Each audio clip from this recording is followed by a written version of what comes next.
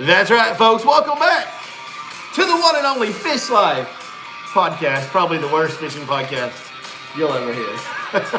Thank you guys for joining us. We got a fun-filled night tonight. Hey, the Lake Fork bass fishing pattern, it's a changing. We're going to break it down for you. And was another... Wait a minute. Yes, I do. Oh, yes, I have. Has another Lake Fork legend begun, folks? Is another Lake Fork legend beginning? We're going to talk about that plus so much more. Hey, we're going to recap Bass Pro Tour Lake of the Ozarks. We're going to do a preview to the preview of the Lake Fork Bassmaster tournament because that's such a big deal to us. And we made AOY picks back at the beginning of the year, Chris. Yep. You remember that? I do remember that. We're going to talk about we're going to talk about our picks on Lake of the Ozarks. Because somebody got their butt whipped in the picks this week. But we're also going to go over Angler of the Year recap or mid-season check-in, I guess you would say. So we're going to do all that tonight, man. We got that and so much more coming at you on the Fish Life Podcast. Thank you guys for watching so much as always. Remember, folks, this is the lowest budget that's actually live fishing podcast. That makes us the L-ball, makes you guys the low ballers. Hit that thumbs up. Go ahead and subscribe. Drop us a comment to let us know who we're talking to. Ask some questions as we go along. We'll answer all we can. Share. And oh yeah, please do share this thing. Share. Lord knows we need all the help we can get. Yeah, we do. Chris, what's going on with you, man? Man, I am just all gas, no brakes. Oh, you gonna do the fade out for me? Hey, teamwork makes the dream work, baby. Man, I'm gonna have to put my sunglasses on. It's hard to see when your future's that bright, you know what I'm saying? We got all the lights turned on. Man, so what's been going on with you, dog? You weren't here last week. Dude, I have been all gas. That's all you got? That's all I got. That's all you got for the viewers? Yeah, I mean, I've been working too much. All right, way to save it up.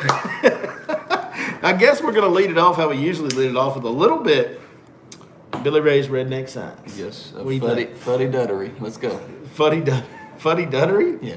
Can you define that? I just made it up. Can you spell that in a spelling bee? Absolutely. I won the spelling bee from 3rd to 6th grade unanimously. Well, 3 years you know in a when row. somebody gives you, like you give somebody a real hard word to spell and they go, can you use that in a sentence? Yes. How do you spell fuddy-duddery? Yeah. I just use it in a sentence. I'm just telling you, like, I don't know if you knew this, but you're sitting next to the 3rd through 6th grade spelling bee champ. There's no way. 100%. There's a zero chance that's true. 100%. Facts. Sorry. I mean, you can hate it, but... No, I don't hate it. I don't hate it or like it or whatever. It's fine. I don't care. I just don't believe you. Fuddy, Duddery. Fuddy-duddery. You made the word up. Of course you can spell it. You can spell it however you want to. You made the word up. I literally just passed the test that you would put in place for me to pass. You made up the word. But you Therefore, said, you can make up the spelling. When you invent something, you get to construct it. That's how it works. I'm just telling you, I was asked to do something, and I did it, and now I'm being reprimanded, and I don't understand what is going on. I don't know what to do with my hands right now. So. Car ran real good. Yeah. Car ran real good. All right, let's get into some Redneck Science. Oh, Billy Ray's Redneck Science. Yeah. We like to break down what's going on outdoors with the fisheries in the area, specifically Lake Fork. And man, the Lake Fork pattern is changing. But you know, when we do Billy Ray's Redneck Science, basically it's simple science. Because I'm not a complicated man. I'm not a overthinker or a real smart man for that matter. But I spent a ton of my life outside, so there's little things that I noticed. And your detailery is more. Is that another word we're making up? Yeah. Oh, detailery. Okay. Yeah. All right. Yeah. You know, I just notice things. You know, you notice things when you've lived outside most of your life, and you spent most of your days out in the woods and the water. There's all kinds of cues from nature that come. I can't wait till we get to the fall, because there's some really cool Redneck Science stuff that happens when we transition to fall that lets you know early that it's happening. I can't wait to explain that to you guys. But for now, we're going into summer. And basically, Billy Ray's Redneck Science this week says it's about to be hot. Yeah, dude, like high 90s all week. The Redneck Science tip of the week is to get yourself an ice chest with some ice in it and throw you some wet towels in that ice chest. And every once in a while, wrap one of them around your neck. And your wrists. It is, if you don't, your neck's going to be a little bit too red after this. What the Redneck Science says, if you don't want your neck to get too red, you better cover it up, man. It is going to be scorching this week on the water anywhere in this region, man. I think upper 90s pretty much every day is what's forecasted. And that's, let me tell you guys something, from my years on the water, it's going to hit you harder this week than it ever does because we have had a lot of cooler temperatures. We haven't had much 80-degree days to speak of, let alone 90. And so when we're going to go from being outside, being used to being in 70s, and then we jump straight into 90s and upper 90s, dude, it's going to hurt a lot of people. So it's going to be hot. It's going to make the fishing change. It's going to, for sure, change the patterns on Lake Fork and all the other lakes in the area. Lake Fork is a little bit behind water tip wise, maybe spawn cycle wise a little bit, but really not much. A lot of the fish have already spawned, in my opinion.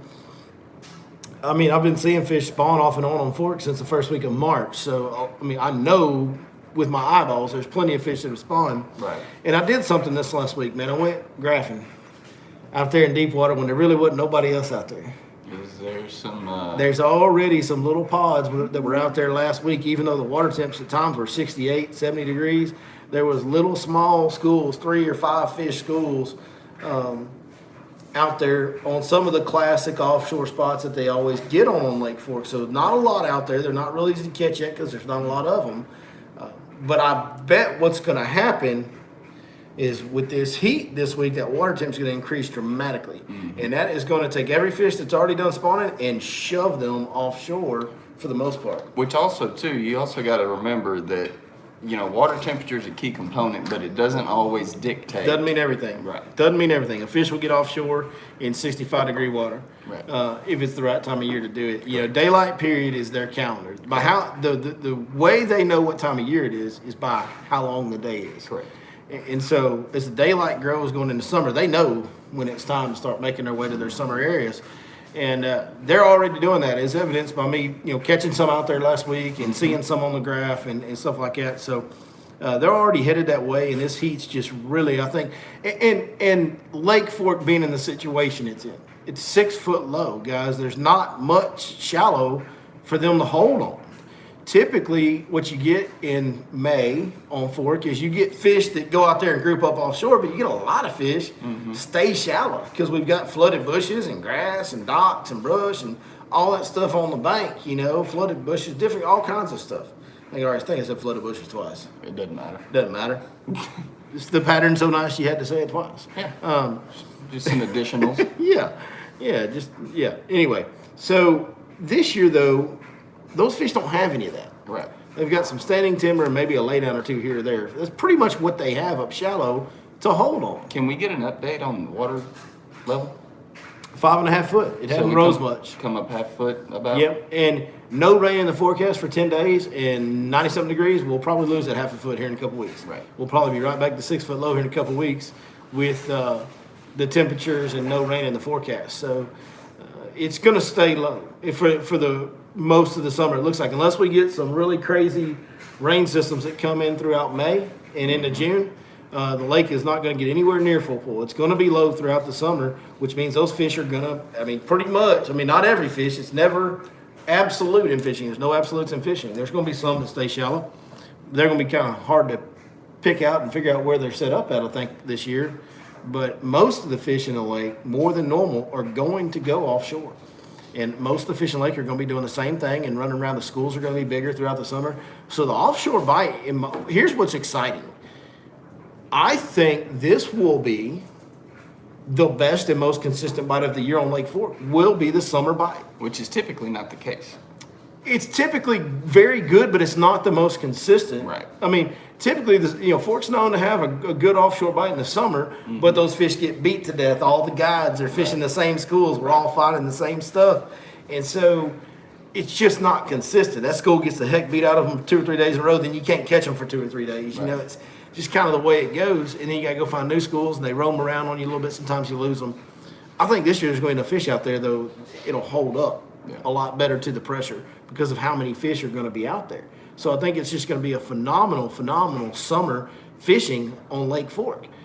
The shallow water option is going to be pretty much eliminated, and we're all going to be doing the same thing, and the fish are all going to be doing the same thing, and we're probably all pretty much going to be catching them. It's going to be something to behold, I believe. I hate to hype it up too much and then have people come out on guide trips and be disappointed after they hear me say this, but in my honest opinion, I think this, here once we get 2 or 3 weeks down the road and that summer bite really starts to kick in offshore, I think it's going to be Katie bar the door for June, July, and August. I think are going to fish phenomenal on Lake Fork. So not to jump ahead too far, but that's obviously going to play a pretty solid role in a big tournament that we got coming up. Skeeter Owners Tournament. Yeah. Skeeter Owners Tournament's going to be off the chain, dude.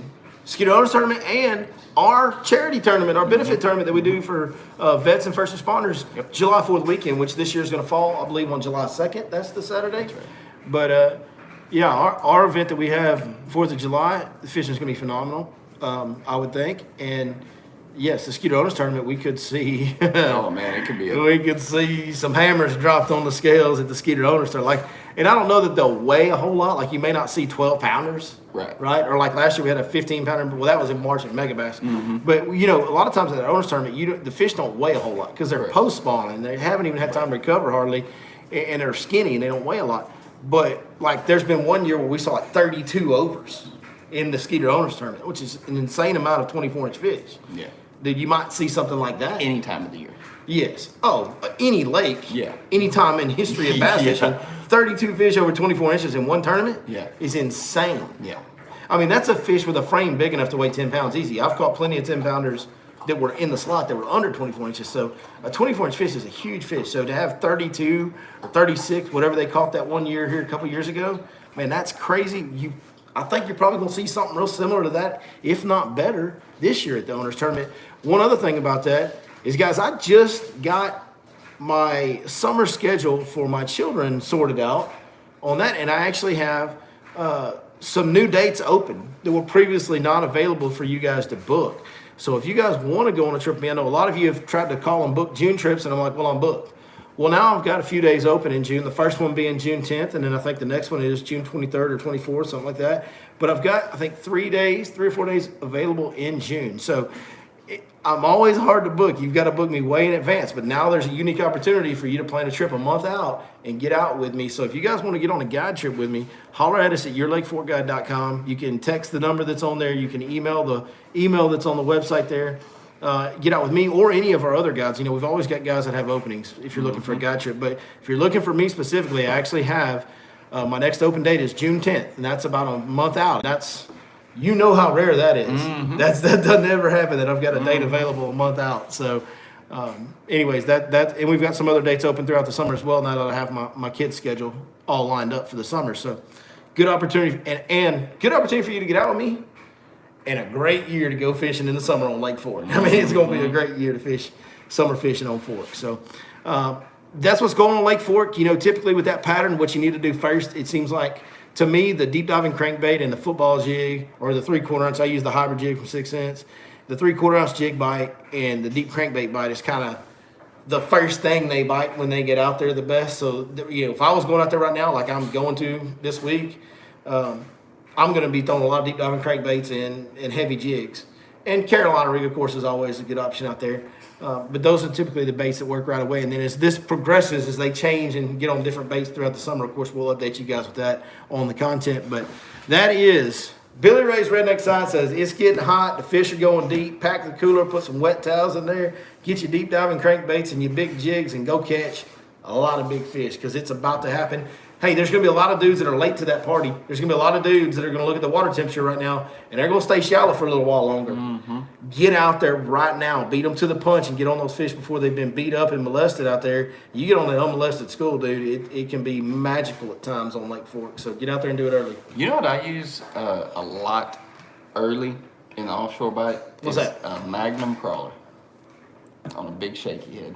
Big perm? Oh, I throw a big perm. Early? Yeah, I throw it. You know, I like to catch them on that jig because I feel like I catch a bigger fish when I do that. Right. I mean, I catch plenty of big fish on big perm, don't get me wrong. Right. But I feel like I catch a bigger fish on a jig. It's, you know, I think it's just in my head. I just like throwing a jig. Right. And they seem to bite that jig good early. Then once everybody gets out and throws a jig, that's kind of when I pick that straight tail worm up, you know, that big straight tail worm. So I guess my thought process on it, and it may be completely off, is when there's less fish out there, I'm looking for a bigger profile to kind of say, hey, look at me. Oh, yeah. Well, I'm always trying to throw a big profile bait out deep. Yeah.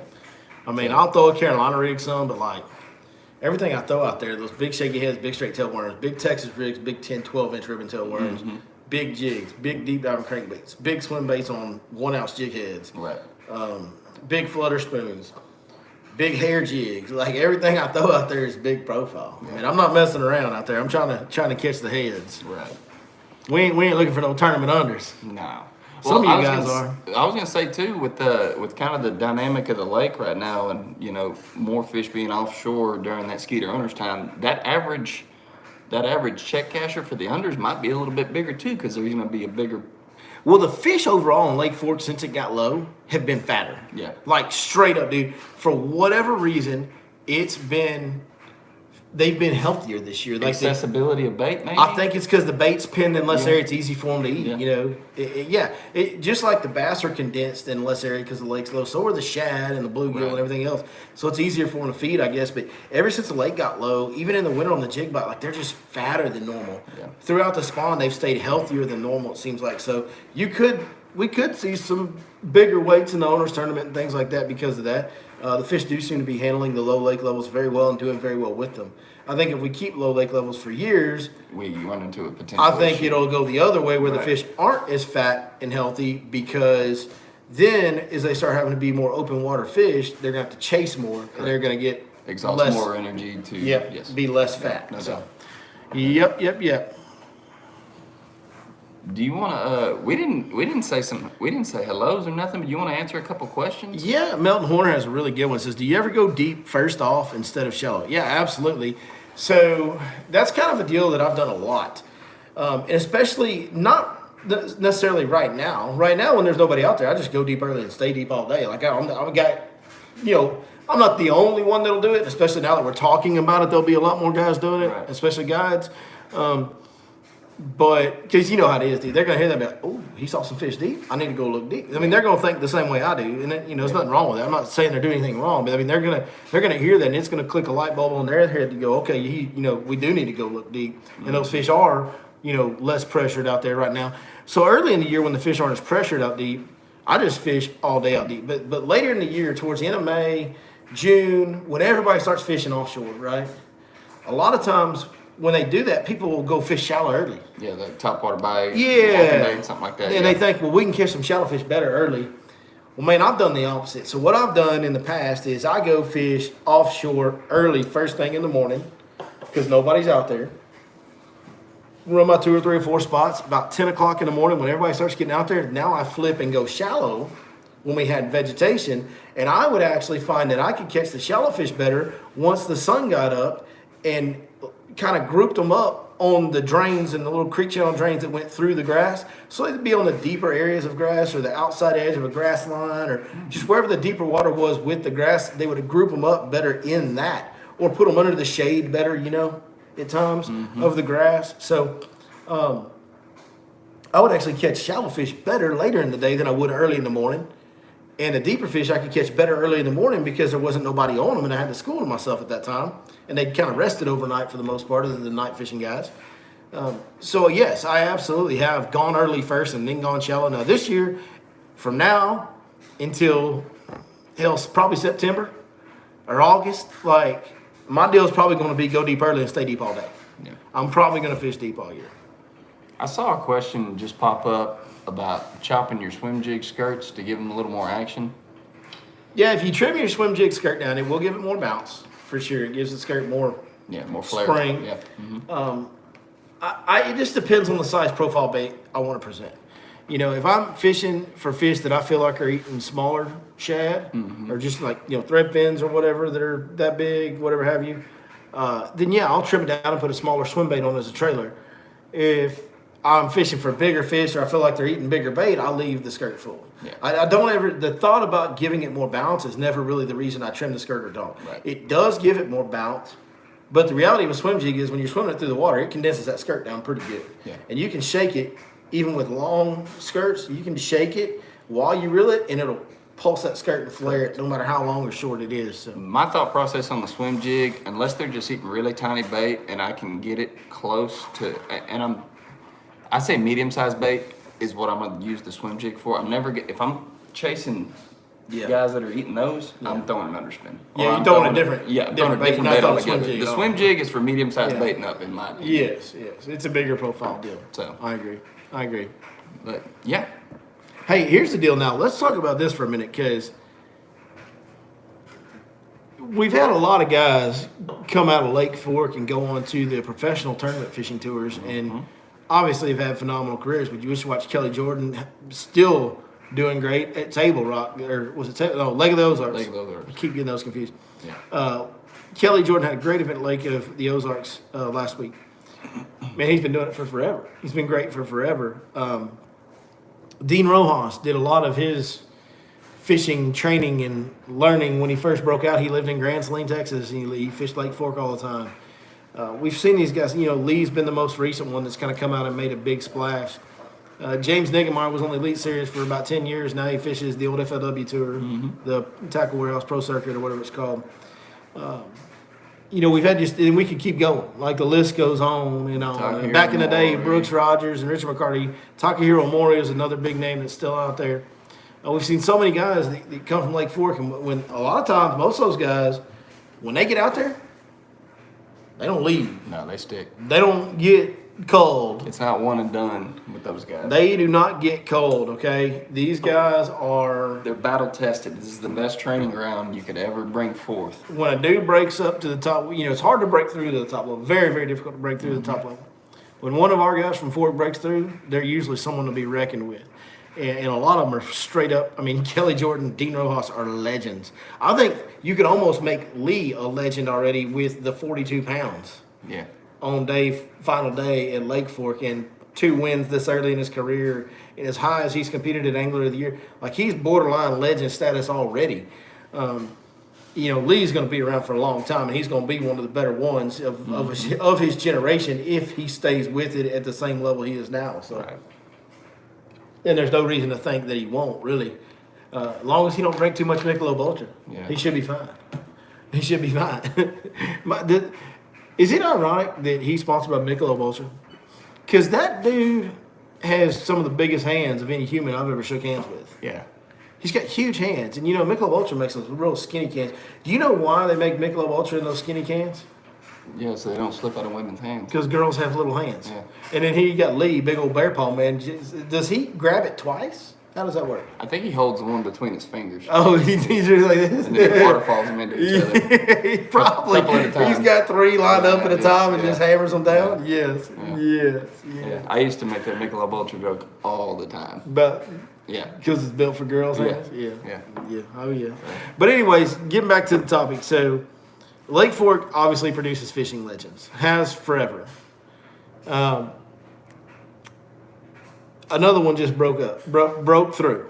We had another guy break through to one of the upper tier series. Broke through to the Tackle Warehouse Pro Circuit, which is the FLW Tour, forever in my heart. Forever in my heart, it's the FLW Tour. Yep. Mr. Jack York, who I've had the pleasure of knowing for a lot of years now, and I've known of him and known about him and kind of seen him on the water and watched what he did for even more years than that. Guys, this one's for real. He's another one. Remember the name, Jack York. He's on the FLW Tour now, but there's no telling. He may go to Major League Fishing Bass Pro Tour. He may go through the Opens and get on Bassmaster.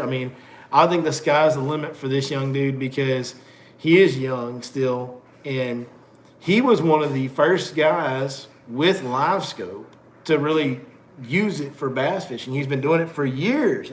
I remember when I didn't even know what live scope was, I was watching this joker on a bridge on Lake Fork throwing an A-rig by some bridge columns, and he's catching every fish, and I'm like throwing an A-rig by bridge columns, and I'm not catching hardly any fish. And I knew I'd been on that pattern, and that day I was just struggling on that pattern, and I'm watching him catch them like every cast. Like, dude, he's literally catching them. Like, him and his buddy are catching them every cast. Or his guide customer, whoever it was. I don't even think he was guiding it. I think it was just his buddy is. They're catching them every cast. And my customers are looking at me like, bro, you kind of suck. And I'm like, yeah, I kind of do right now. So Jack's been an unbelievable fisherman, and I've seen him take that live scope. In all seriousness, outside of Josh Jones, and I don't know how long Patrick's been on the deal, but so possibly Patrick Walters, possibly not. I don't think anybody's been targeting bass with live sonar longer than Jack York has, other than Josh Jones and probably Sukup. Yeah. Sukup probably has. So he's probably in like top 5 in the world of how much experience he has and how many catches he has on bass using live sonar. Now we know that's such a big player in today's bass fishing world. Once you get outside of spawn, it's such a big player. Dude, I remember firing up social media every day, and it seemed like every single day this dude was catching not one double digit, Oh, I know. but a couple a day. I can't remember what he said he had last year, like 30 something. Yeah, it's stupid. 10 pounds, It's 50 stupid. or Like- I don't know, something crazy. From January on, I guess it was last year or the year before, I'm just like, dude, it's every day, and it's a couple Well, of days. and the cool thing about Jack, and the thing that makes me really have even that much more confidence in his ability to succeed at the highest level is, you know, he comes from what seems to be a really good family. Mom and dad are, you know, successful people, solid people. He's still very close with his dad, fished with his dad a bunch still. He's traveled the country fishing tournaments in the college circuits already. So he's got several years of tournament competition at a very high level, Vast nationwide knowledge. Yeah. already. He's not going to go to lakes anywhere in the country that are going to surprise him. Right. Like if I qualified, let's say I fished the Central Opens or something, and I qualified right through lakes or the Southern or whatever it is, the lakes down here that kind of lakes I'm familiar with. Southwestern. Yeah, I think it's the Central. It's like this year they're on Ross Barnett, Red River, and Sam Rayburn. Let's say I fished those three events. Well, I'm familiar with all three of those fisheries. I know the type of fisheries they are. I know how they fish. I know how the fish behave in those type of fisheries. If I went through that, and let's just say I was lucky enough to qualify, right? Dude, my first year on Bassmaster Tour, when they took me up north, I'm going to go. Yeah. When they took me to Lake of the Ozarks, I'm going to go. Yeah. When they take me to Florida, I'm going to go. You know, like, I'm not going to know. Like, I'm going to get on all these lakes and be like, oh, I don't know what I'm doing here. Yeah. I'm clueless. I got to figure this out. Yeah.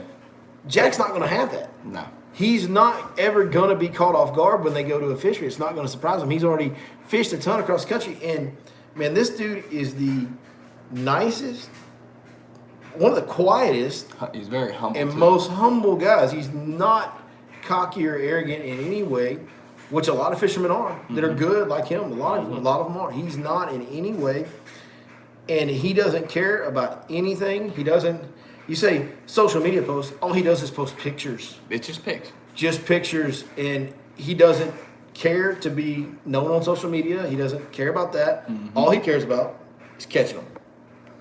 Competing and catching them. It's the only thing he's worried about. You got a smart kid, comes from a great background, got tons of experience, obviously has a little bit of a gift, and cares about nothing other than catching those fish, and freaking fishes hard all year long, all over the place, all the time. That dude's gonna be legit. Like Jack York is gonna be one of the better ones out there. So I know I'm going on and on about Jack, but I'm very proud of him. He's also a Team 6 Sense guy, which is good. I'm actually responsible for that. So, did you know that? I did. Yeah, so I'm actually responsible for getting him linked up with 6 Sense. So I'm proud for him, and I know everybody at 6 Sense is proud for him. And I'm just happy that I had a hand in bringing that relationship together. And hopefully that'll help Jack. You know, if I've helped him in any way, it certainly make me happy to do so. So proud and looking forward to seeing what Jack does, because I know Jack York's about to be the next Lake Fork legend. Yeah, and he's gonna make a lot of enemies out of some fish. Oh yeah, he's already has done that. He catches the hell out of them, man. Dude, he catches every fish. Speaking of the Tackle Warehouse Tour, if Jack goes out there next year and finishes in the top whatever in the AOY, where's he going to qualify to? He will then qualify for the Bass Pro Tour. If he finishes in, like, I guess it's the top 3 or 4 or 5. Yeah. You know what? I think it's supposed to be top 5 or 10 or something.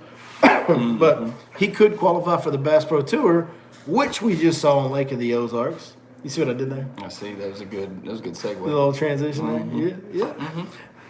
And me and you were pretty sour on Lake of the Ozarks going into it. Yeah, we weren't real excited about this event. Nah. You know, all the tournaments so far have been in the South. They've been on big fish fisheries, and we've liked them all. And then they go to Lake of the Ozarks, and we're like, oh, great, 2-pounders, here we go. 102 pounders going to get caught. This is going to be boring. Bro, we were wrong. Was so wrong for so long. Yeah. It did not go like that at all. Dude, they were catching them. Oh, yeah. Like some big ones. Yeah. That must be see, because I guess I immediately think of Table Rock. Think of Table You Rock. think of Table Rock. Yeah. I've literally called it Table Rock half the time we Yeah. talked about it. I did. I associated it with Table Rock, same region of the country. And they whatever. were catching good fish. I mean, good fish. Like, those guys, if it was a best 5 tournament, would have had 20 to 25 pound bags. Mm-hmm. Like a 4-day best 5 tournament, it probably would have taken 80 to 90 pounds to win it. Even just fishing how they fish. It was a sight fishing derby. Mm-hmm. It was, there was a couple guys winding and doing a couple different things, but for the most part, there was a lot of shallow flipping and sight fishing. And, man, they caught them. Boy, they caught them and caught a bunch and caught them big. I don't know what their total weights were. Like on the last day, their total weights weren't that much. Where you had 27 pounds was Yeah. 29, 30, 32 pounds, 34 pounds. So the total weights weren't that big, but the average fish cut, there was almost 40, Shaw had 37. Mm-hmm. But 11 There was fish. a lot of 5-pounders caught. A lot more. Let me say this.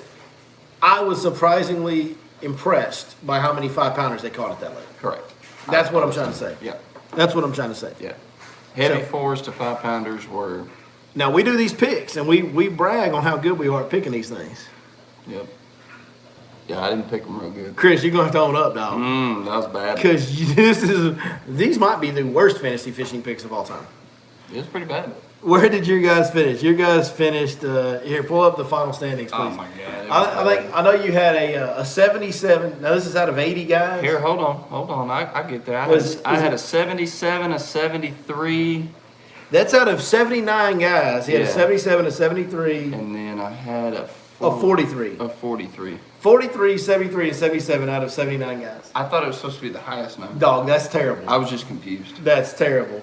On the other hand, your boy had Jacob Wheeler for 5th. These were my picks. Brent Ayler for 18th. And Jordan Lee for 23rd. So, not my best week either. But better. But, listen, 5th, 18th, and 23rd, that's not terrible in fantasy fishing. That's a pretty decent week. Oh, hey, listen, you can't win them all. No. Right? But you're not supposed to lose them as bad as you lost. That was rough. Chris, that was horrendous. Folks, give him a hard time in the comments. Let him know. Like, if you keep making picks like that, that's strike 1. You know what happens if you get 3 strikes, right? Yeah. You're out. Yeah. We're not letting you make picks anymore. You do that 2 more times, though. That was rough. It happens. All right. Always be humble. Always be, yeah, that'll humble you. Okay, now, I guess what we're going to talk about next is going to be the mid-season Angler of the Year update for Bassmaster, because that's another thing that we've done picks on. In the beginning of the year, we picked our Angler of the Year picks. Do you have those wrote down anywhere? I do not. I'd have to go back and. Man, I don't even remember who all we picked. I know some of them. I know for sure I picked Brandon Polnick. You did. Who I still think is going to win Angler of the Year. And he's making that argument that he survived what he needed to survive. That was the deal with Polnick, is like, could he survive Florida and then do good enough at, the early tournament, Santee Cooper, Chick.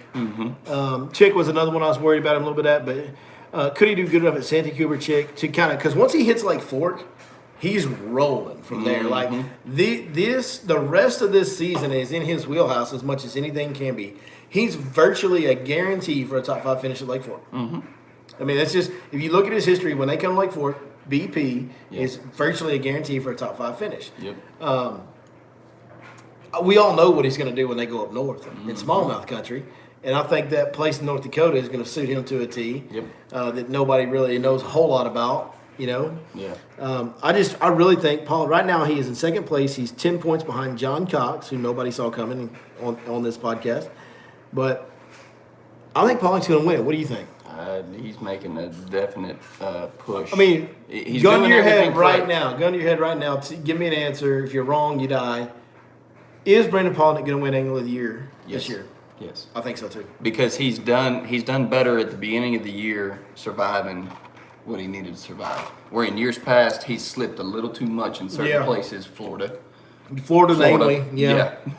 Yeah. I think he's done. I think he's gonna. Dude, he's gonna kill it at Florida, especially with it being an offshore deal. Yeah. Whew, because the thing about him is, even when other people fish shallow, he kind of does the offshore thing anyway. And he throws that swim bait on a jig head and that crankbait, and he's gonna do it at Fork, man. Yeah. Now I know for sure I picked Patrick Walters. Who's in 13th? He's not having the worst year. No, he's in striking distance, But he's not gonna having the best year. He's going to have a lot of things go his way. Yeah, and I don't think he's going to threaten it. I mean, he could get back inside the top 10, but I don't think he's going to threaten. Let's see, how many points is he down? Patrick is at 280. The leader is 353. Yeah, he's 70 points out. Like, that's just not... It's not sustainable. Likely that he's going to be able to catch back up on that. I'll tell you the one that shocks me on this Angler of the Year deal is Lee. Yeah. Well, Lee is like 70 something. Yeah, he's having a rough year. And he, you know, has 2 out of his first 3 years as a top 5 Angler of the Year guy, or top 10 Angler of the Year guy. Mm-hmm. And he was top 5 last year. And then now this year, Lee is at 70 something. Like, I don't get that. Like, where did that come from? I mean, when you fish the way, I don't know. I mean, it's been a weird year for him. He's had a couple things not go his way in some key tournaments, and I think he's one of those guys that certain schedules suit him a little bit better. Yeah, but you would think, bro, Santee Cooper, Chickamauga where he won, right? Florida where he's done good in the past. Yeah, like this should have been the good part of the schedule for him, capped off with Lake Fork. You know, like that should have been the really good part of the schedule. What the hell? What the hell's going on, Lee? Yeah, I mean, have you ever heard? You ever heard when people go to their home bodies of water or places where they're comfortable, they get beat the worst? Could just be one of those deals where maybe we fished a little. Well, bit. yeah, but he's for 3 years he's fished on all those waters and been fine, like done really well. Let me ask you this. So where did it come from this year? What keeps you coming back more than anything? Struggling, right? Like when you just go out and don't catch them? Yeah, sometimes you get complacent, right? I guess when you have success, you know, so are you saying you think maybe Lee got a little too comfortable with his success? Maybe. Do you think him having his first child has had anything to do with it? Maybe. I mean, it has to, right? Yeah. I mean, it has to. Oh, I'm sure. Yeah. I'm sure. I mean, maybe just, you know, you get to a certain point because in life he did sometimes. just have his first kid. Now, for the first part of the year, like when most of the struggling has happened, I don't really buy into that theory about the kid because his wife was pregnant. Right. She didn't have the baby yet. And I'm going to tell you, digging into work and, I mean, I'm probably fixing to make the princesses in there in the living room. She's probably fixing to get real mad at me. Well, you got a pregnant woman in your house. It's not a bad thing to have a lot of work to do. That's all I'm going to say. Right. That's all I'm going to say about that. Well, you know, like it's kind of good to be able to have that to dig into and focus on. He did just win an Open. He did just win an Open after his baby was born. So maybe now that the kid's born, he takes off. Yeah. And he's got Lake Fork coming up. I mean, dude, it could just be one of those deals where you just miss it. Yeah. You just miss it in the tournament. I don't know. I mean, I'm not trying to slight the guy in any way by saying. You know, but the thing is, like, I think of Lee because of how he's done so early in his career. I think of him up there with Patrick, with John Cox. Right. With those type of guys. And, like, John Cox had a bad year last year. A bad year for John Cox. But he was like 20th. Right. Or whatever. Patrick's having a bad year this year compared to what Patrick normally does. He's 13th, folks. Right. Yeah. I did not see Lee being 71st. Right. In points, which is what I think he is. Yeah. No, I'm pretty sure he's at 71. Yep, 71. That's it on the number. Yeah. Yeah. And like I said, you know. But just to give you guys an update on what's going on, finish the update on what's going on at the top of the Angler of the Year list, John Cox is 10 points ahead of Brandon Polinick, 353, 343. Clifford Perch, old man having a great year right here, is at 338. So he's 15 points behind Cox. David Mullins is at 321. He's about 30 points behind. Drew Benton, 321, about 30 points behind. Drew Cook, 318, about 30 points behind. I know for a fact I picked one of the Johnson boys and Brandon Lester, Matt Airy, Brandon Cobb, and Corey Johnson. That finishes out your top 10. Top 10 for Angler Year. Here's something of note. I'm pretty sure I picked Chris Johnston though. Yeah, I think you did. Here's something of note. Jay, the president's a rat. Yeah. Or I think his name, they actually pronounce it Shakurit. I think I heard Luke Duncan or yeah. Matt Pangren or one of those other bass fishing podcast guys that do like real bass fishing podcasts. You know, one of those guys that do real bass fishing podcasts? I think they call him Shakurit is his name. We didn't know what his name was when he qualified, and we called him the president's a rat. I call him JP. Yeah, I call him Jay, the president's a rat. Because, well, never mind. We don't need 10 seconds of liberal here. We don't need to expand on that. Yeah. Anyways, he's 11th, dude, and it's his first show on tour. Guys, that's really that's hard to do. That's a big deal. I picked Brosnan too. But to me, what's almost more interesting than what's going on at the top Is what's going on at the is bottom. what's going on at the bottom. I know you don't watch professional soccer, but one of the cool things that I really like about professional soccer is relegation. Mm-hmm. You know what relegation is? Explain. Relegation is I can spell the it. bottom 3 teams. So in England, you have the Premier League, which is the top level. It's the NFL. It's Major League Baseball, right? It's the biggest soccer league in the world. The bottom 3 teams every year in the Premier League drop down to the lower level, and the top 3 teams in the next level down come up, okay? So you have this, it's like Bassmaster does. You constantly get fresh blood in, pushing everybody. Mm-hmm. You're constantly pushing teams, and if one of those teams comes up from the lower level and they ball out and do good, hey, one of these teams that's been in the Premier League for a long time has got to go down. Yeah. The next year. So it's a wild thing that happens. It keeps it fresh and it's very entertaining. And as the season goes on, a lot of times the championship will be decided. Kind of sometimes the leaders will run away from the pack, and you know who's going to win the league. Mm-hmm. But you don't ever know who's going to be all the 3 eliminated. Like, it's very rare that there's always a battle at the bottom to see who can stay alive Right. in the top tier of professional soccer. Well, bass fishing is much the same way. So Bassmaster basically is getting into this pattern now where they're eliminating 13 guys every year because they're bringing in 13 new ones from the opens every year. Now there's legend exemptions. David Fritz is down there next to last, and David Fritz didn't even qualify last year, but he's on a legends exemption. And thank God they have legends exemptions because David Fritz wouldn't be there if we didn't. Rick Klund wouldn't be there if we didn't because he didn't qualify last year. Rick Klund's doing pretty good this year, or better, a lot better this year. Right. But if you look at this and you start looking at the bottom of it, who can be eliminated about halfway through the season here, Yeah. Getting interesting. it gets interesting. First one, I hate to even bring this one up because he's my boy, man. I love that he's my favorite guy on the tour. I know him personally. I've stayed at his house. He's my favorite bass fisherman I've ever met. Frank Talley. Frank's going to have to pick it up, dog. He's sitting in 90th right now. And if he doesn't get inside 80th, below, I think 80, from 80 down is where they're eliminating from. Mm-hmm. Like, he's got to get up into the 70s, which he can. I mean, he can. That's 112. He's only, he's like 30 points away from that. So, I mean, it's very doable, but he's got to have a good second half. Right next to him in 89, Justin Atkins.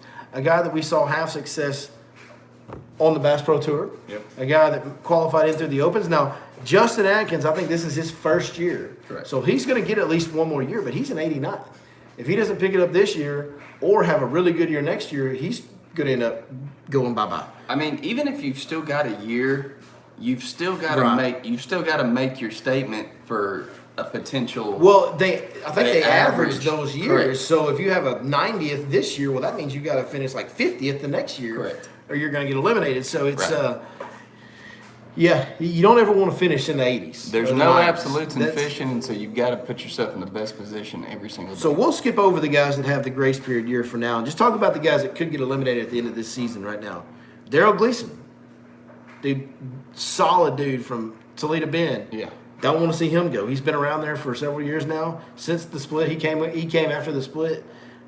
He could go. Here's maybe the most surprising one.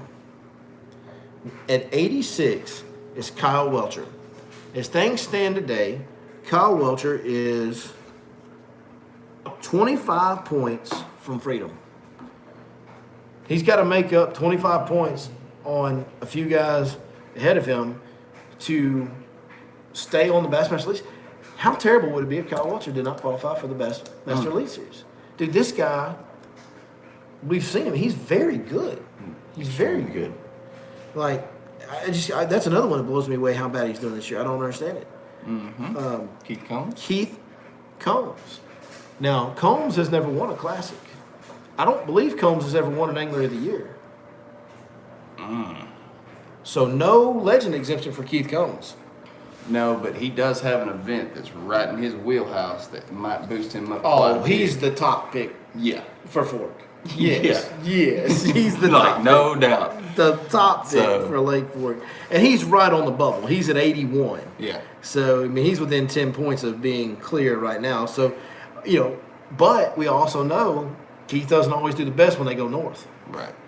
So, man, we'll see. That would be, to me, tragic to lose Keith Combs on the Elite Series. Correct. I think that would be terrible. I agree. But it could happen. Steve Kennedy's right there, but Steve Kennedy would have a legend exemption. Hank Cherry is in 76th. Back-to-back Classic champion. If this guy has a bad rest of the season, Hank Cherry, I guess Cherry would get the legend exemption for the Classics, right? Right. Should. Right. Yeah, I think so. That's how it works. I think so. I can't remember exactly how it works, but I think he does. But, I mean, just the fact that he is in that realm is, like, shocking. Yeah. You know what else it tells you? There's a lot of these new dudes Better for real. that are real good. Like, you can't say that they can't hang with the big guns anymore. Because when you've got Keith Combs and Hank Cherry and, guys like that down in the bottom of the stand, Mike Iaconelli's down here, but he's on a grace period year. When you've got guys like that below you in the standings, buddy, you're real. Like, there ain't no faking that. Do you think this is the technology era kind of showing its face? And kind of guys... So we're getting into a bigger topic now. Is tournament fishing changing as a whole?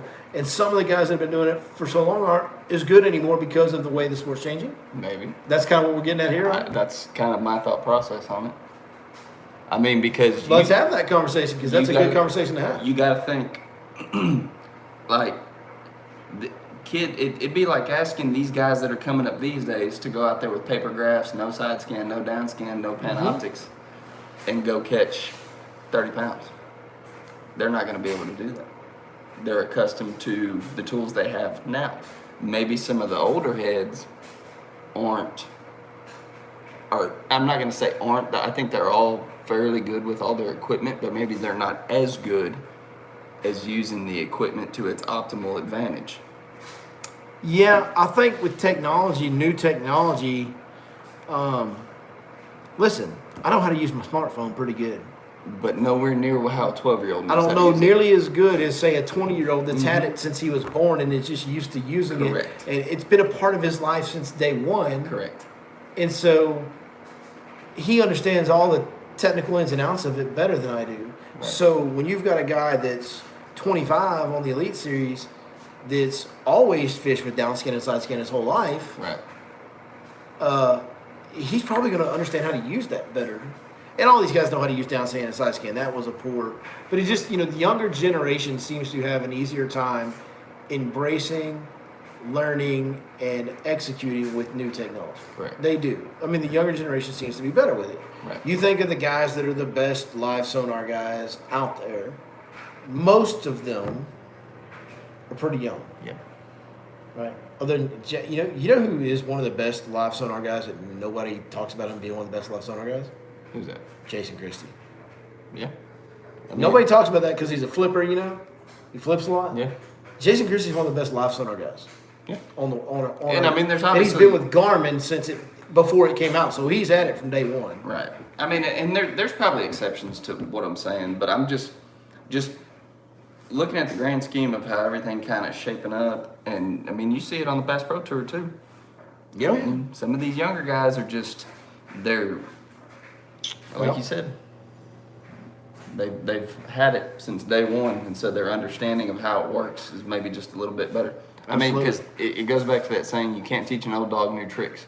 You can, it's just harder. Yeah, you can, but like that dog can't do that backflip as good as that young dog can. Correct. Yeah. So It's I don't know, just a thought. Man, like to see two divisions in tournament fishing, no live and live. Make it interesting. Yeah. I mean, that could be, yeah. I mean, I don't think that's ever going to happen. I don't think you'll see that at the top level. At the top level, it's always going to be wide open. Give them every tool that you can give them that's legal. Well, there's just too much marketing. and let's catch them as good as we can catch them. There's too much marketing lost in something like that. Yeah, and you don't want the restrictor plate at your top level. Correct. Yeah. Like at your top level, you want it to be what you want everybody to have every tool and like. So let's say you have a no life sonar division or tournament. So you go win the no life sonar tournament. Well, when it's the top level, the argument's going to be made. Well, would you have won that tournament if that guy could use his life sonar? Right. I mean, you don't want to have that argument. You want to let them have everything. Right. Like the whole argument about, well, you can't catch them if you don't have live sonar. The people that say that are freaking idiots. Yeah. Like those guys that are catching them with live sonar Yeah. are good without it. Yeah. Here's the deal. In my opinion, everybody that uses live sonar to catch bass can catch them without it. Yeah. But there's guys that can catch them without it that aren't good using live sonar. Correct. But I don't know any of the live sonar guys that aren't good fishermen without it. To They're me- all good fishermen with that thing turned off. I commented on. I very rarely get on Facebook, but I commented on a post the other day. Somebody was talking about live sonar and how anybody can do it. Listen. It's like saying sight fishing's easy. Right. You go beat Kelly Jordan at sight fishing. Right. I dare you. Yeah. No, I know. It's not easy. I'm with it, but it's like you said. I want the top level to have all the tools. I want them to have the best tools. It's like my outlook on. We want them to catch the best fish they can catch. Bro, and this is I'm about to say something extreme. Like as a spectator of the sport, Right. like when I watch baseball, I want them to hit a home run and I want them to throw the fastball 95. Bro, I was just fixing to bring up baseball, and this is an extremely unpopular opinion. And with me being a pure baseball guy, Squirrel, bring steroids back. Thank you. Bring steroids back. I want 600-foot home runs. I want 104-mile-an-hour fastballs. I want dudes. I mean, you're making millions Let's of knock dollars. out center field, make it the size of a football field, see who hits it over that one. For sure. I want. While you're at it, give them aluminum bats. I mean, I'm talking about. I want these guys to hit baseballs that are going to beat Elon Musk's SpaceX to the moon. Yeah. Like, get them out of here. Let's For go. sure, let them use steroids in baseball. Yeah, 100%. Give them to the pitchers and the hitters, and then Yes. let's see who's best. That's right. Give them all the tools. Let it go. And then Let them turn themselves into the very best physical specimen and athlete they can be, and then let's see how let's watch that baseball. right. Because listen, why do you think more people watch Major League Baseball than watch college baseball? Because there's a lot of reasons to watch college baseball over Major League Baseball, right? Correct. The Just like- spirit of the thing, Just the like team- college football over professional the team football. camaraderie, Yes. the effort level. You know, you can come with all these reasons to watch college baseball over professional baseball. But why do millions more people watch professional baseball than college baseball? Because they're better baseball players. Correct. So if we let these guys become even better baseball players, how much better would baseball be? Right. I'm with it. That's like a tongue twister I just did right there. Dude, If you I'm did it fast. I'm so with it. I'm so Yeah, with no, it. we're on the exact same page. Yeah, bring because- steroids back to baseball. Yeah, let's go. I don't want to see aluminum bats. I don't, but I do want to see them bring steroids. I want to let and I'm not talking about like get the dudes out there yoked up, but like the steroids they were using, Right. mostly were for keeping them on the field. Correct. A lot of the steroids these guys were using weren't even to make them stronger. No, it was to keep them performing at their best and keep them healthy. It was to cut down recovery time. Yes. The breakdown of the muscles. Because Yes. 162 games in a season is an ass whipping for your body. Now Mark McGuire, I mean, he overdid it a He little was bit. doing some I mean, bodybuilding steroids. Sammy Sosa, yeah. see, and Sammy really didn't get that much bigger. But he did. Yeah, but he just got, dude. It's listen, a different frame. bro. If you looked at me when I was 19 and you looked at me when I was 32, my shoulders are broader. No, I get everything's thicker. You know, I get it, but it's just it's like the Barry Bonds. and my head's bigger. Look how big my head is. I understand My that. head's way bigger than it was at 20. I understand. But look at the time gap between Barry Bonds on the Pirates and Barry Bonds for the San Francisco Giants, and I get there's age. Yeah, but he was like 19 or 20 at the Pirates. I understand that, but that is such a drastic. Okay, it's a drastic change. Here's my thing. This is a guy. We all know Barry Bonds has steroids. I'm not arguing that. 100%. I'm not arguing that. Yeah, he didn't use cereal milk. But this is a guy that was a professional athlete, and that's over 10 years that Correct. you're talking about. Yeah. He is a full-time professional athlete for all 10 of those years. He's obviously obsessed with being the best. Obviously. As great as he was, you don't get that good unless you're the hardest working dude and you're obsessed with being the best. Right. So you got a guy like that. And it's baseball. It's not like he's not going to lift after a game. Correct. He's, a guy that's driven is going to go work out after a baseball game. It's not the most physically taxing sport there is, especially playing left field and hitting bombs, right? Mm-hmm. So he's not even physically tired after a game, so he'll go lift or work out or do whatever he does. If you worked out and monitored your diet specifically to gain muscle and strength for 10 years, anybody, and you were committed to it, you could easily go from what Barry looked like at 20 to what Barry looked like at 30. Easily go to that with no substance. Yeah. With nothing other than food done correctly, you could get those same results. Yeah. And this is a guy who's already athletic as hell, already genetically blessed, and mentally determined to be the best. Yeah. There is nothing that happened to Barry Bonds physically that makes me go, "Whoa, he did steroids." No. Dude, I've seen guys on football teams gain 30 pounds with food in a weight room in a year. Like, it can be done. Yeah, no, I'm with it. So I don't buy into the Barry Bonds got so much bigger because of the steroids. The Mark McGwire deal, the size he got to, Canseco, the size he got to, them boys were big. See, Barry never got that big. Like, he got big. Right. But he didn't get unnaturally big. So let me ask you this. Like, he still carried the weight. It looked normal. Right, I'm with it. He looked yoked up and like a dude that worked out, but he didn't look like a bodybuilder. McGwire walked up there, couldn't hardly walk, and his arms were like out by his side. He's holding the bat like this, like Canseco too. How many more fish do you think Jacob Wheeler could catch on some steroids? If he did steroids? Yeah. I don't know, because there is a physical element to fishing at times, especially as we get into summer. There's a physical element to it. Just a thought. How long is it going to be before we have our first steroid scandal on fishing now? It all started right here. Yeah. It's all our fault. Yeah. It's our fault. We're gonna start getting hate mail. We planted the seed. Now there's going to be steroids in fishing. Oh, man. There's going to be allegations for sure.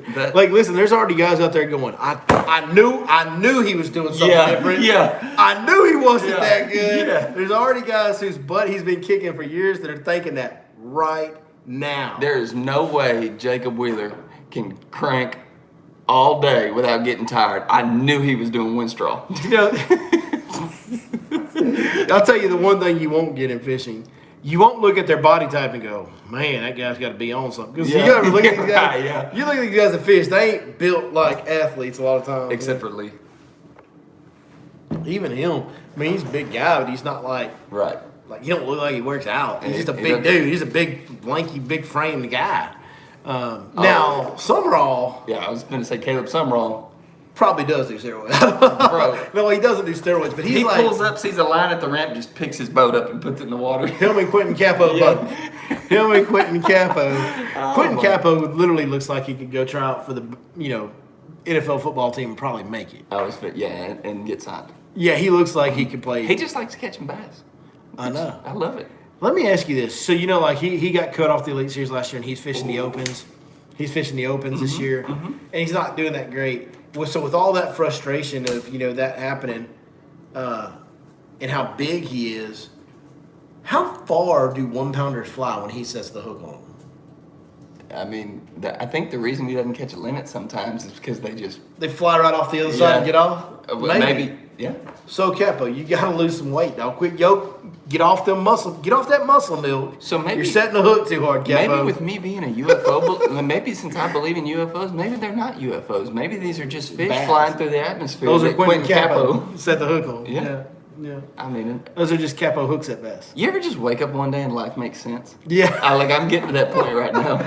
I cannot wait. I cannot wait for the first accusation of somebody in fishing doing steroids. So let me ask you this, because it's gonna happen now. So let me ask you this though, with the advancement of technology and just kind of where we're at. I mean, it's 2022, guys. Do they have steroids for eyes to make me see that graph better? So I was just fixing to say, is there what if they did something like to super increase your focus? Not meth, but you know what I mean?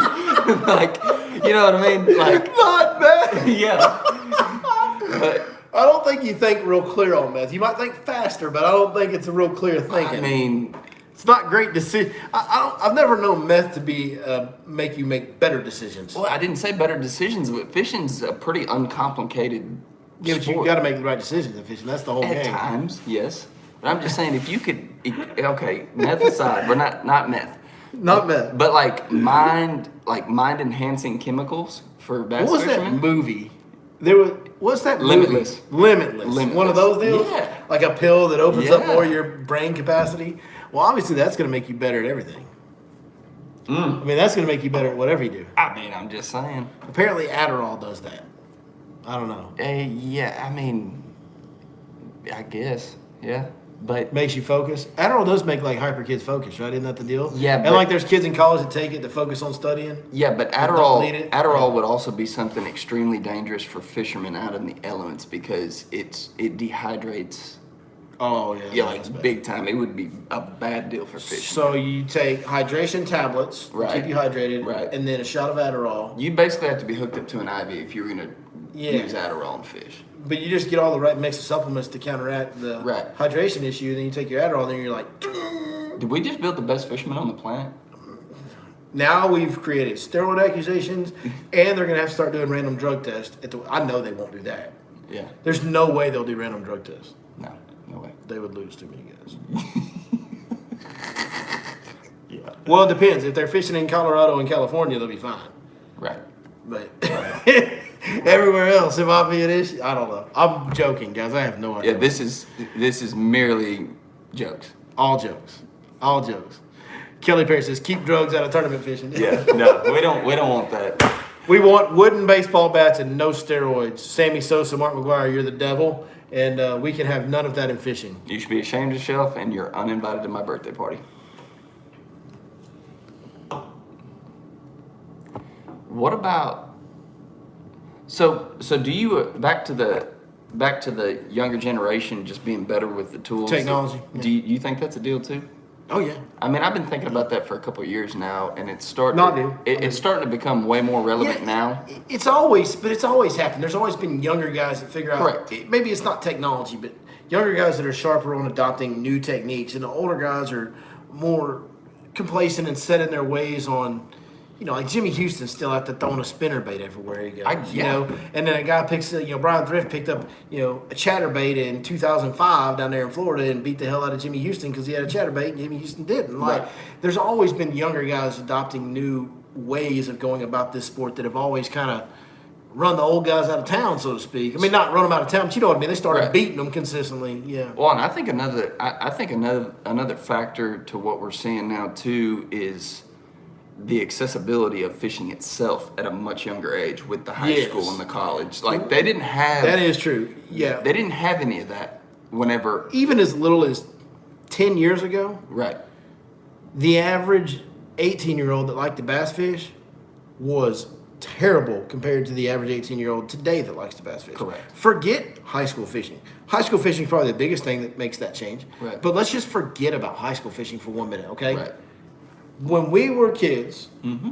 we would watch Bill Dance, and he would give us his temperature log and his cloud cover deal on his show, and then he would push whatever product on us and fish his ponds. Right. Or we would watch Hank Parker, and he would tell us about some Berkeley bait, and we'd watch Hank Parker catch them on whatever lake he was on. And that's really how we learned from the top level guys was by doing that or watching Bassmaster tournaments. We were learning 1 to 2 techniques a week Maybe. at best. And not getting any details on it. Correct. Like nobody was teaching us how to walk a frog. Right. Nobody was teaching us how to break Punch a down rat, break yes. down a bedfish's behavior. Nobody was teaching us how school's set up on this point. Now every little detail of bass fishing has been broken down by many, many guys. And it's accessible on demand anytime you want. The other thing was back then, if you didn't wake up on time or you had something else to go do that morning or you wanted to go fishing that morning, you didn't see the show that week. Correct. There wasn't no going back and watching it later. Right. That didn't happen. Right. So now all these kids have access to everything you could ever want to know about bass fishing in their hands. They can look at it anytime they want to. There's so much, like if they're out fishing, like if I was a kid, the way I was about bass fishing when I was a kid, even without the tournament fishing aspect of high school tournaments, just the way that I was built mentally about bass fishing as a kid. If I was out at the pond and I was fishing a worm and I wasn't getting bit, You know what I would do? Change of color. No. If I was a kid today, Today. I would pull out my phone and search YouTube for plastic worm fishing tips. Yeah. And it would be some of the best fishermen on earth, Right. or some random dude like myself telling you everything they know about worm fishing and what colors work best and when to do it and how to shake it and how to rig it and how to hop it. And I would watch that and I would get ideas from that and I would make adjustments and I would probably get bites because of it. Yep. I would become a better fisherman instantly on the side of the pond by pulling out my phone to learn how to fish a worm. Like, it's unbelievable the amount of knowledge these kids have. Yep. And if any kid that is built mentally in a competitive mindset about bass fishing and is driven and passionate about bass fishing, they have all the ability to learn things that it took most of us a lifetime to start learning. So it's unlimited, man. It's limitless. Literally. That brings it full circle, folks. Thank you guys so much for watching tonight, as you always do. We would appreciate it if you would share this. Be greatly appreciated. If you want a guide trip, be sure to reach out to us at yourlakeforkguide.com. If you just want help fishing Lake Fork or some of the other lakes, go check out the Fish Life app and subscribe to the premium package on the lake of your choice. Chris, it's been a great night, dude. It has been a great night. Lake Fork. We didn't do the Fork preview to the preview. It's okay. We got a whole other week to preview Lake Fork. I'm picking Keith Combs first. I'm just going to let y'all know that right now. Yeah. You cannot. I'm picking first, and I'm making my pick right now. Okay, I'm picking Brandon Pollings first. So, what's up? Yeah, get you some of that. Yeah. No, I'm picking all three of my picks. So, you've ever heard the term fight fire with fire? Well, I think I just did. Yeah. You took my damn AOY pick. All right. So, all right. I get it for 4. Thank you guys for watching, man. We'll be back next week. We'll be talking about Lake Fork preview. That'll be the primary focus of next week's show. We'll be all geared up for that because day one of practice will be the next morning. So we will definitely be breaking down what's happening in Lake Fork, telling you guys what to expect and what to watch. Of course, we'll have a preview video that'll come out right before the event as well, like we always do. And we will have tons and tons of tournament coverage that week of that. As for this week on the content, we've got a topwater video where I'm pretty sure we caught every fish in Lake Fairfield. That's coming up tomorrow. We'll have some more stuff coming at you later in the week. And other than that, man, I don't know what else to say. So, Chris? If in between now and then, if you find yourself at 6centsfishing.com making an order, be sure to punch in the code Your Lake Fork Guide and get you a 10% discount. There we go. How about that? Done it. How about that? Hey, and Ozil, you don't say that. He's part of my picks. Appreciate it, bro. Thought we were friends. All right, man. Thank you guys so much for watching as always. Chris, do that thing you do. Love you guys. Holla.